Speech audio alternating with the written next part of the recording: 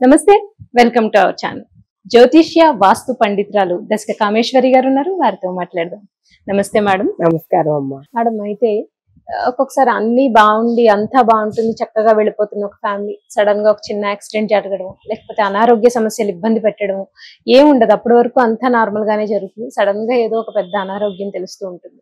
ఏంటి ఇలా అయ్యింది, మనం అంతా చాలా ఆరోగ్యంగానే నడిచాం కదా అనుకున్నప్పుడు చాలా మంది చెప్పేది మీ ఇంట్లో ఏదో వాస్తు దోషం ఉంది, లేకపోతే మీ ఇంట్లో ఏదో చిన్న ఏదో ఇబ్బంది ఉంది అని చెప్తూ ఉంటారు. సో అంటే ఇప్పుడు మనకి వాస్తు దోషాల వల్ల ఇటువంటి ప్రాబ్లమ్స్ కూడా వస్తూ ఉంటాయా? అసలు వాస్తు దోషం ఎంతవరకు ఉంటుంది, దాన్ని ఎలా పరిగణలోకి తీసుకోవాలి అంటే మీరు ఏం చెప్తారండి? చాలా మంచి ప్రశ్న అమ్మా. వాస్తు దోషాన్ని ఎంతవరకు పరిగణలోకి తీసుకోవాలన్న క్వశ్చన్ మాత్రం చాలా మంచి క్వశ్చన్. నువ్వన్నట్టు ఇల్లంతా బాగుంటుంది, సమస్యలు వస్తాయి. ముందు సమస్య అనేది అనేక రకాలుగా వస్తాయి. ఇప్పుడు విపరీతంగా అగ్ని ప్రమాదాలు జరుగుతున్నాయండి మా ఇంట్లో అంటారు. ఆ వాస్తుకి చూడ్డానికి వెళ్ళాను నేను అత్తాపూర్లో. ఎందుకు జరుగుతుంది? ఇల్లంతా చక్కగా ఉంది, ఏది పడగొట్టి ఏది కట్టడానికి, ఏదైనా పడగొట్టేయమంటారండి? ఈ గోడ పెట్టాక వచ్చింది, టేబుల్ పెట్టాక వచ్చింది, ఈ స్టాండ్ పెట్టాక వచ్చింది అంటే కాదు. అలాగే దొంగతనం జరిగింది, ఇల్లంతా బాగుంది కాదు. ఏం మారుస్తారు అందులో? అయిపోయింది రెండు. ఇక పిల్లలకి వృద్ధిలోకి రావట్లేదు, ఏం మారుస్తారు అందులో? ఇల్లు బాగుంది. అయితే మేము అక్కడి నుంచి వచ్చేసాక ఇక్కడ బాగుందండి అంటారు కొంతమంది. దానికి ఏంటి? అది కూడా ఇప్పుడు అనుకోవాలి. అద్దెళ్లలో కూడా కొన్ని ఇళ్లు బాగున్నాయి, కొన్ని ఇళ్లు బాగాలేదు. ప్రతి మనిషికి కూడా దశ దిశ అనేది ఉంటుంది. దశ జాతక చక్రంలో నక్షత్రం ద్వారా అతని వయసు ఉన్నంత కాలం దశ నడుస్తూ ఉంటుంది. అతని జాతక చక్రంలో ఉండే దశలు అంటే ఆ నక్షత్ర పరంగా అతనికి నడుస్తున్న దశలు ఒకటి తర్వాత ఒకటి వచ్చేవి. ఇచ్చే ఫలితాన్ని బట్టే నువ్వు ఉన్న ఇంట్లో ఉండే దాని ఫలితం కూడా ఆధారపడి ఉంటుంది. ఇది అందరూ అర్థం చేసుకోగలిగితే ముందు వాస్తు అనే భయంలోంచి బయటకు వస్తారు. ఒకటి.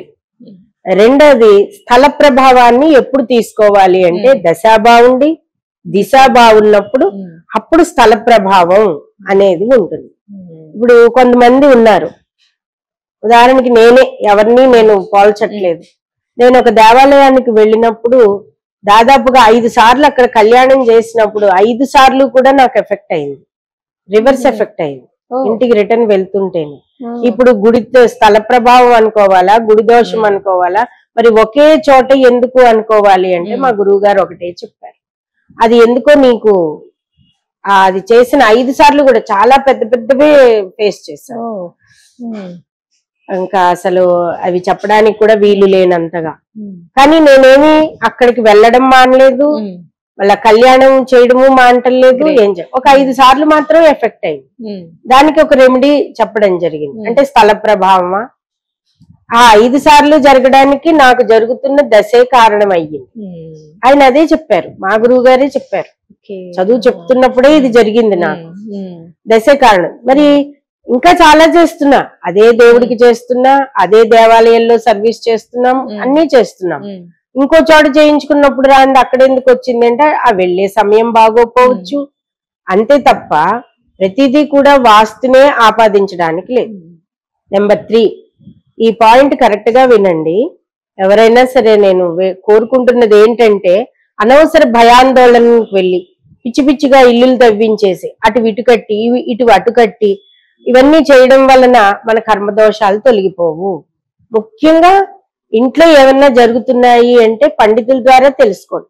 ఇంకా జరగట్లేదు అవ్వట్లేదు అంటే ఒకసారి ఇల్లు చూపించుకోండి. మరి ఇంట్లో అంత బాగుంది అయినా ఇవన్నీ జరుగుతున్నాయంటే అది ఏమిటి అన్నది మూడోసారి మనం ఆలోచించుకోవాలి. ఇది ఎప్పటితో తొలుగుతుంది అన్న దానికి మనం ఆలోచించుకోవాలి. అది మూడోది. అసలు మూడో దానికి ఇప్పుడు మన టాపిక్ లో కూడా వెళ్ళదు. కానీ వాస్తులో దశ ప్రధానమైనది, దిశ అన్నది 10%. చాలా మంచి విషయం చెప్పారు. 10% తీసుకోవాలి, దశ 90% తీసుకోవాలి. ఇప్పుడు ఇవాళ రేపు ఇల్లులన్నీ కూడా 100% వాస్తు అని కడుతున్నారమ్మా. బిల్డర్స్ అందరూ పెద్ద పెద్ద బిల్డింగులు కట్టేస్తున్నారు, ఉత్తరానికి బాత్రూమ్లు పెడుతున్నారు, టాయిలెట్లు. అది చాలా తప్పు. ఇక్కడ వాస్తు దోషాలు చెప్తున్నాను మీకు. ఇప్పటిదాకా ఎంతవరకు తీసుకోవాలో చెప్పాను, ఇప్పుడు దోషాలు చెప్తున్నా. ఇళ్లలో బాత్రూమ్లు టాయిలెట్లు కట్టుకోవచ్చా? గర్భంలో ఎప్పుడైనా కట్టుకోవచ్చా? నెట్టింట్లో కట్టుకోవచ్చా? మరి ఎందుకు కడుతున్నారు? మరి అదే కదా వాస్తు దోషం, పెద్ద వాస్తు దోషం అదే. ఇప్పుడు ఎవరు అలా దొడ్లో కొంచెం ఇంటికి బాత్రూమ్లకి ఒక గడప దాటి ఇలా వెళ్ళడానికి కూడా ఉంటే అద్దెలకు కూడా రావట్లేదు. చక్కగా అలాంటి ఇళ్ళు ఉంటే అద్దెలకు వెళ్ళిపోండి అందరూ కూడా, నేను చెప్తున్నాను. మరి అది కట్టచ్చా? మరి అది వాస్తు దోషమే కదా. అసలు ప్రధానంగా బాత్రూమ్లే నువ్వు నెట్టింట్లో కట్టుకున్నప్పుడు, పైగా కుబేర స్థానంలో కట్టుకుంటున్నప్పుడు, ఉత్తరంలో కట్టుకుంటున్నప్పుడు, వంటగది పక్కన కట్టినప్పుడు, మరి వంటగది పక్కన దేవుడు ఉండాలి కట్టినప్పుడు, ఇవన్నీ వాస్తు దోషాలే కదా. ఇవన్నీ మానేసి మాకేదో జరుగుతున్నాయి అనడం తప్పు. లేదా 90% మాత్రమే దశని తీసుకోండి, 10% మాత్రమే వాస్తుని తీసుకోండి. ఇప్పుడైతే అసలు లెక్క లేనంతగా వాస్తు దోషాలు అన్ని చోట్ల ఉన్నాయి. కానీ ఉన్న మటుకు ఏదో వాళ్ళు కొనుక్కున్నారు పాపం కష్టపడి, కాబట్టి ఏవో చిన్న చిన్న మార్పులు. అందుకని అండి ఇల్లు కొనుక్కుంటాము, మమ్మల్ని ఎప్పుడు కొనుక్కోమంటున్నారు, ఏ ఫేసింగ్ నప్పుతుంది అంటే, ఫేసింగ్ ఎప్పుడు కొనుక్కోవడం పక్కన పెట్టిన ఆయన, నువ్వు చేయాల్సిందల్లా ఏ అపార్ట్మెంట్ లో అయినా సరే వంటగది పక్కని ఈశాన్యానికి గనక జరుగుతున్నప్పుడు బాత్రూమ్ టాయిలెట్ ఉన్నది మాత్రం కొనుక్కోకు. ఇది ప్రధాన వాస్తు దోషం. ఈశానుడు ఆ పరమేశ్వర స్థానం అది. అక్కడ చీపురు కట్టలు, డస్ట్ బిన్లు, షింకులు, అంట్లు తోమడాలు, చేతులు కడుక్కుని పుక్కిలించి ఉమ్మడాలు, నీళ్లు ఉండాలి కాబట్టి వాష్ బేసిన్ పెట్టానంటారు. ఇది చాలా తప్పు. ప్రతి గది బెడ్రూమ్ లోనూ కూడా మీకు 4 దిక్కులా చూసుకుంటే ఈశాన్యంలో గనక చెప్పులు పెట్టుకోవడం, తర్వాత మాసిన బట్టలు పెట్టుకోవడం, తలుపు పక్కనే పెడతారు. తర్వాత బట్టలు తగిలించడం, ఇలాంటివన్నీ చేయద్దు. ఆ ప్లేస్ ఎప్పుడు ఏ రూమ్ లో ఈశాన్య స్థానం నీట్ గా ఉన్నా, ఇంటి మొత్తానికి ఈశాన్య స్థానం నీట్ గా ఉన్నా, ఇంటి మొత్తం 4 గదులు హాల్లో సింహద్వారం పక్కన ఈశాన్య స్థానం నీట్ గా ఉన్నా చాలు. రెండవది, ఇంకా వాస్తు దోషాల్లో కొంతమంది ఏం చేస్తారు, దొంగలు పడగానే ఆ మెట్లు తెచ్చి ఈ మెట్లు ఈ పక్కకు పెడతారు. దొంగలు అనేది శుక్రుడి వల్ల కూడా పడతాడు, ఎలా ఇచ్చాడో ఆయన సంపద అలాగే పట్టుకెళ్తాడు. కాబట్టి ఆ దశ చూసుకోవాలి, పండితుల ద్వారా దశ చూడాలి. ఈ సమయంలో కాస్త ఇంట్లోనే ఉండిన ఆయన దొంగల భయం ఉంది, జాగ్రత్తగా ఉండు, కాస్త ఏదో పూజ చేసుకో అంటారు. అంచేత వాస్తు దోషాలు ఉన్నా కూడా సాధ్యమైనంత వరకు ఉత్తర ఈశాన్యాలలో, అలాగే కుబేర స్థానంలో టాయిలెట్లు లేకుండా చూసుకుంటే ఇది గొప్ప వాస్తు ఉన్న ఫ్లాట్, ఇల్లు అని ఈ కాలంలో చెప్పుకోవచ్చు. ఒకప్పుడు కాలంలో లేవు కాబట్టి ఈ కాలంలో గొప్ప ఇల్లు ఏది అంటే ఇదేనమ్మా. ఇది చూసిన తర్వాత మేడం మరి మేము ఇది ముయ్యడానికి లేదండి, ఈశాన్యానికి ఇలా జరిపి ఇచ్చేసాడు, మేము ఇక్కడ దేవుణ్ణి పెట్టుకోవాలి అంటే, ఏ వాషింగ్ మిషన్ పడేసుకోమ్మా, కమౌట్లు అవి లేదా కమౌట్లు తీయించేస్తున్నారు, అదొక రూమ్ కింద పెట్టుకుని అందులో ఏదన్నా డంపింగ్ చేయకండి, అక్కడ ఏం ఉండకూడదు. కాబట్టి మరి పైన వాళ్ళు వాడింది మనకి ఇబ్బందే కదా, లేదని ఏదో ఊరికే తేలికపాటి సామాన్లు పెట్టుకుని వాడకండి అని చెప్పడం జరుగుతుంది. కాబట్టి వాస్తు అనేది 10%, 90% ఏమో మన నక్షత్ర దశ పరంగా.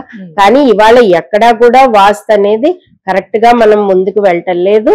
కాబట్టి ఉత్తర ఈశాన్యాలలోను అలాగే కుబేర స్థానంలోను ఎప్పుడూ కూడా టాయిలెట్లు లేకుండా ఉన్న ఫ్లాట్స్ మాత్రం చూసుకుంటే మీకు అది 100% వాస్తు ఉన్నది. భయపడేవాళ్ళు వాళ్ళ దశ బాగుండాలి, అది కూడా చూపించుకోవాలి అనేది చాలా దీనికి రిలేటెడ్ క్వశ్చన్ వేయి.